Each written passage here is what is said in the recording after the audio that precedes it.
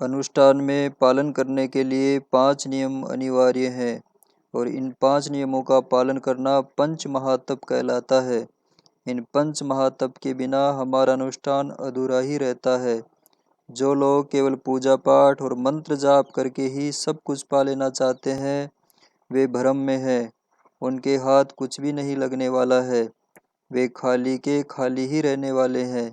बिना तप के सब कुछ पा लेने वाली उनकी सोच को बाल बुद्धि ही कहा जाएगा, क्योंकि हमारे धर्म शास्त्रों में जप और तप दोनों का ही अनिवार्य माना है।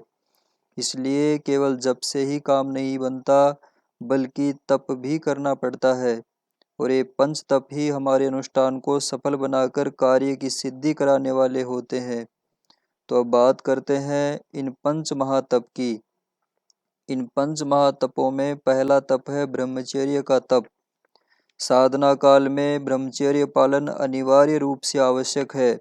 शरीर और मन में अनुष्ठान के कारण जो ज्वार भाटे जैसे विशेष उभार आते हैं, उनके कारण कामुकता की प्रवृत्ति उभरती है।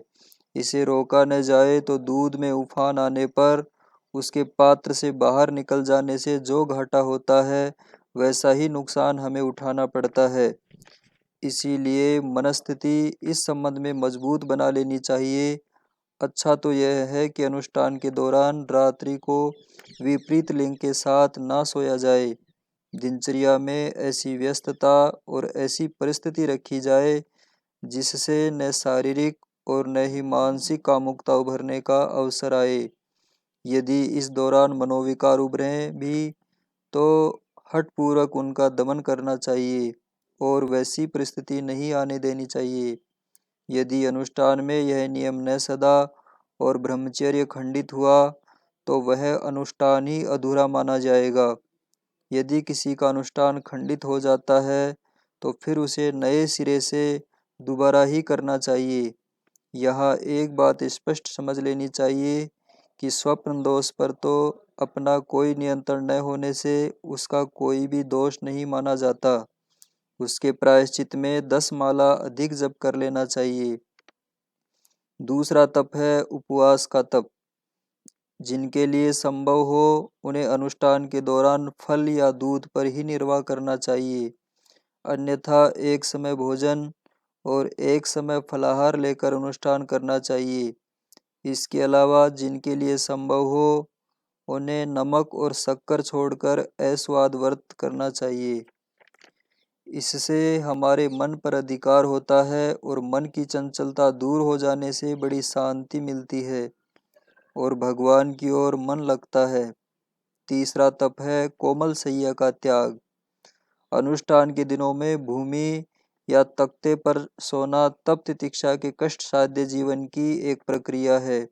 अनुष्ठान के दौरान चारपाई, पलंग या बेड पर नहीं सोना चाहिए। इसके लिए या तो जमीन पर सोया जाए या फिर तख्ते पर। इसका मुख्य उद्देश्य कोमल शैया का त्याग करके कष्ट सहिष्णुता का अभ्यास करना ही होता है। जमीन या तख्ते पर सोना थोड़ा असुविधाजनक भले ही लगे, लेकिन साधना की सिद्धि के लिए ये तब जरूरी होता है। चौथा तप है अपनी शारीरिक सेवाएं अपने हाथों अपने आप करना। साधना काल में जितना हो सके उतना अपने काम अपने हाथ से ही करने चाहिए, जैसे कपड़े धोना, हजामत बनाना, तेल मालिश करना, जूता पॉलिश करना आदि। इसके अलावा अनुष्ठान में बाजार का बना हुआ कोई खाद्य पदार्थ न खाया जाए। यदि एक समय भोजन करना हो तो वह भोजन अपने हाथ का बना हुआ हो अथवा अपनी माता या पत्नी जैसे सीधे शरीर संबंधियों के हाथ का ही बना हुआ लेना चाहिए। साधना काल में नौकर की सहायता जितनी कम ली जाए उतना ही उत्तम है। रिक्शे या तांगे की अपेक्षा यदि साइकिल, स्कूटर, बस, ट्रेन आदि की सवारी से काम चल सके तो अच्छा है।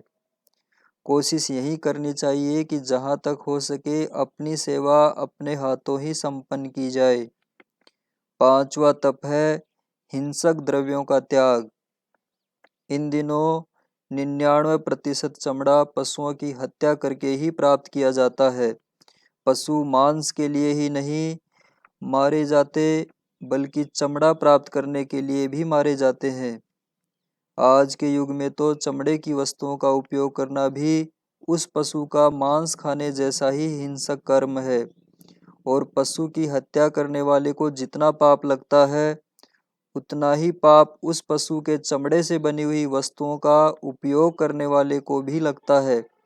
इसीलिए चमड़े के जूते सदा के लिए छोड़ सके तो उत्तम है, अन्यथा अनुष्ठान काल में तो उनका उपयोग बिल्कुल भी ना करें। उसके स्थान पर रबड़, प्लास्टिक या कपड़े आदि से बने जूते चप्पलों से ही काम चलाना चाहिए। अनुष्ठान के दौरान मांस, अंडा जैसे हिंसक द्रव्यों का बिल्कुल भी उपयोग ना करें, वरना लाभ के स्थान पर दैवीय शक्तियों का कोप ही सहना पड़ेगा। आजकल एलोपैथी दवाइयाँ भी ऐसी आ रही हैं जिनमें जीवित प्राणियों का सत मिलाया जाता है, इनसे बचना चाहिए। इसके अलावा शहद यदि वैज्ञानिक विधि से निकाला गया है तो अनुष्ठान में शहद का उपयोग कर सकते हैं, लेकिन यदि यह शहद अंडे, बच्चे निचोड़ डालने और छत्ता तोड़ फेंकने की पुरानी पद्धति से प्राप्त किया गया है तो शहद का बिल्कुल भी उपयोग ना करें, इससे हिंसा का पाप लगता है। ये हैं वे 5 तप जो हमारे किसी भी अनुष्ठान में बहुत ही जरूरी होते हैं। आजकल के सेठ लोग किराए पर पंडित पुरोहितों को बुलाकर ऐसे अनुष्ठान संपन्न कराकर शॉर्टकट में लाभ कमाना चाहते हैं। वे बेचारे यह भी नहीं समझ पाते कि साधना तो स्वयं की ही करनी पड़ती है।